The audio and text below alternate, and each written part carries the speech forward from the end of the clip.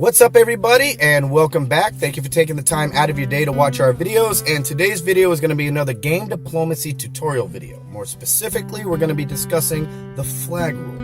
Now, we're in my car because I just finished working on a client's website for a little bit. And just like all the other videos in the game diplomacy playlist of mine, I figure that the format should be more laid back, more of a discussion. Not all these, graphics and images all over the screen. Just a calm, peaceful discussion. I figured that's the most appropriate thing when discussing a topic such as game diplomacy. So I figure I'd get this video out of the way before I head home. So thank you for joining me in my car. And let's get on with it, shall we? So, flag rule. I'm sure a lot of you have heard of it. Maybe you've implemented it. Maybe you haven't implemented it and you don't know much about it and you have questions. Well, this video is going to answer all your questions. How to properly implement it, how it works, why it's implemented, and the benefit. So, to start, by the time you implement flag rule, you should pretty much have a statewide map. Nobody should be attacking anybody. It should be a relatively peaceful state. The reason you're going to implement flag rule at this point is to eliminate inactive players or uncooperative or problematic players in your state. Because what's going to happen is, if it hasn't already started in your state and your state's relatively new, there are going to be several events that go on in your state. And all these events are pretty much your state going against another state. One of these events is called Clash of Province, and you can check out my Clash of Province playlist. The first video is actually very useful and helpful. It is about the Clash of Province hourly and daily chart, and it breaks down each day of the week and each hour within each day on how to better plan and get the most rewards, open the most boxes, and get the most points during Clash of Province. And you can download that chart by the link in the description below the video. So make sure you check out the Clash of Province playlist. It's still a work in progress. So what's going to happen is each day of the week during Clash of Province, a specific challenge is designated to each day. Monday is always Gather Day. Tuesday is always Building Day. Wednesday is always Technology Research Day. Wednesday is always... Monday is always Gather Day. Tuesday is Build Day. Wednesday is Technology Day. Thursday is Hero Day. Friday is Troop Training Day. And depending on whether it's a warm-up week or not, Saturday is State versus State War. So you'll be going to war against the state that you've been challenging all week. And Sunday is the Kill event. And it's kind of an extension of the war. The objective of the SVS war and the Kill event is to just kill as many enemy troops as possible. Now, if you have inactive players in your state or uncooperative problematic players in your state, you risk giving the enemy state free points. Inactive players don't put up shields. And when you teleport to the enemy state and when the enemy teleports to your state, you're all looking for castles that aren't protected so that you can attack them and kill troops and get resources. The more troops you kill, the more points you get for your state. And obviously the objective is to kill as many troops. So if you have inactive players that only sign in once or twice a week, they're left open. They're unprotected. The enemy comes, attacks, kills their troops, takes their resources, and that inactive player just gave the enemy free points. Not good. The reason why problematic and uncooperative players are a problem is because they tend to be the ones that hold grudges. It might work against the state and help out the enemy. Who knows? But you generally want a unified state with active, cooperative, well-informed, and highly communicative people. So, by the time you implement flag rule, you should already have a relatively peaceful state. You should have your top 2 or 3, 4 alliances that are super powerful. You have all the active players within the top 10 alliances, and the rest of the alliances are farm alliances or academy alliances. And everybody is relatively active. So the way flag rule works is the shot callers in your state will be assigning a flag each week. So every week there'll be a different flag. That flag that is chosen is considered a safe flag. Anybody in your state that is displaying the safe flag cannot be attacked, cannot be scouted, cannot be harassed. Anyone that is not displaying the safe flag is open and fair game. So on around Wednesday or Thursday, the shot callers in your state should send a message to everybody in the state, all the alliances, all the leaders, maybe through Imperial Message or something like that, and let everyone know, hey, Sunday night at reset and starting Monday morning, the safe flag is going to be, let's say, the UN flag. Everybody that is in this state must put up the UN flag. Anyone that displays the UN flag will be safe from attack. Cannot be attacked, cannot be scouted, cannot be harassed. Anybody not displaying the UN flag is open for attack and scouting.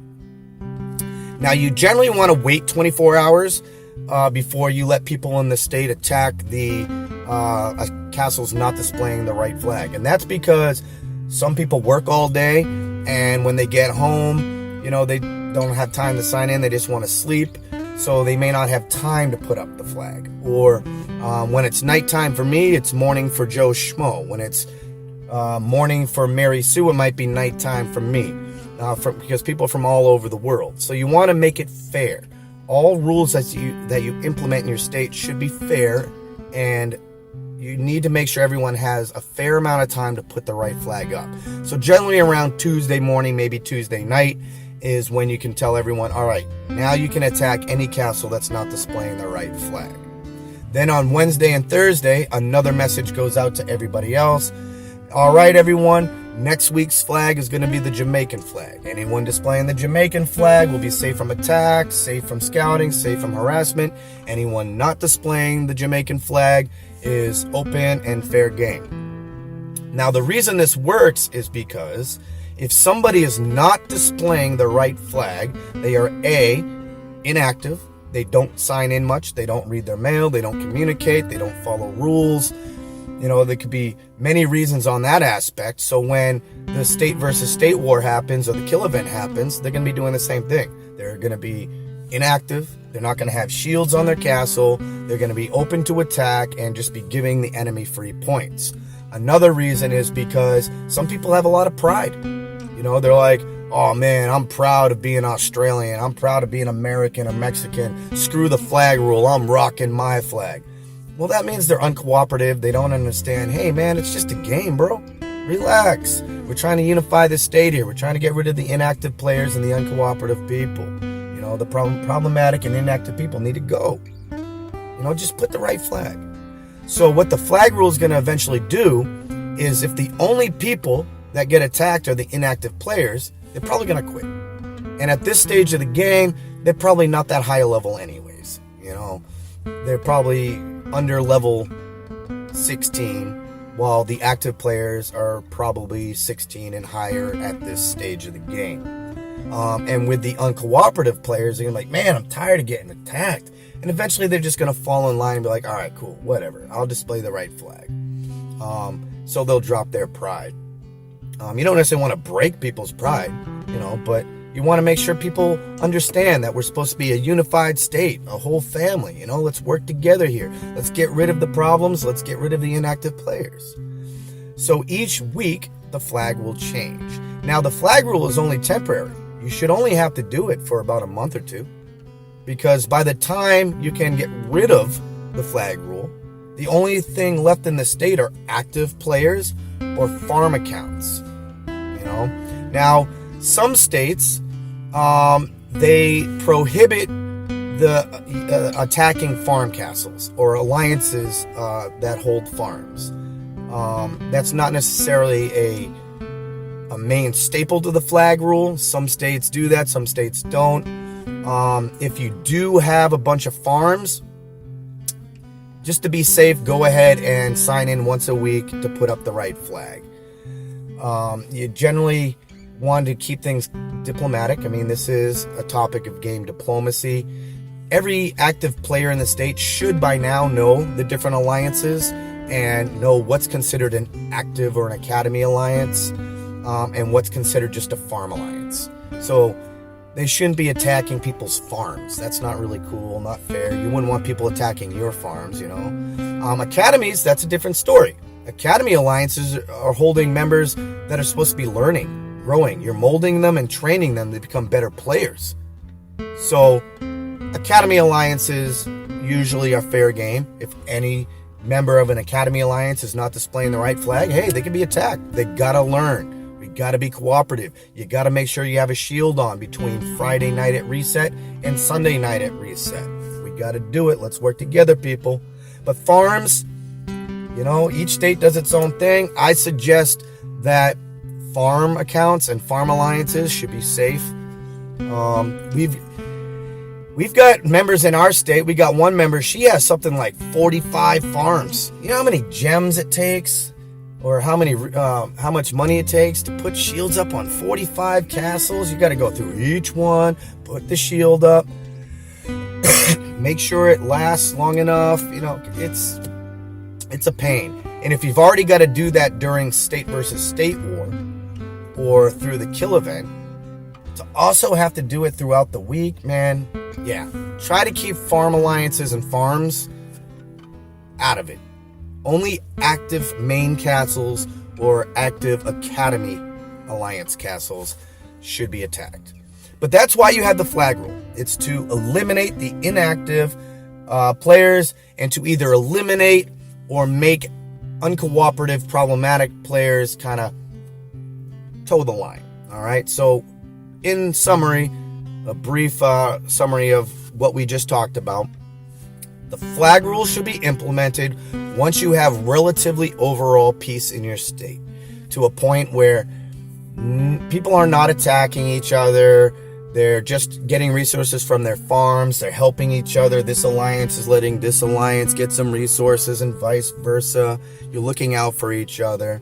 And at this stage, you implement the flag rule so that you can get rid of inactive and problematic players, so that when COP starts, or if it already has, so Clash of Province can run more smoothly and your state can be stronger and not give the enemy as many points. And the way it works is there'll be a different flag each week that is chosen to be the safe flag.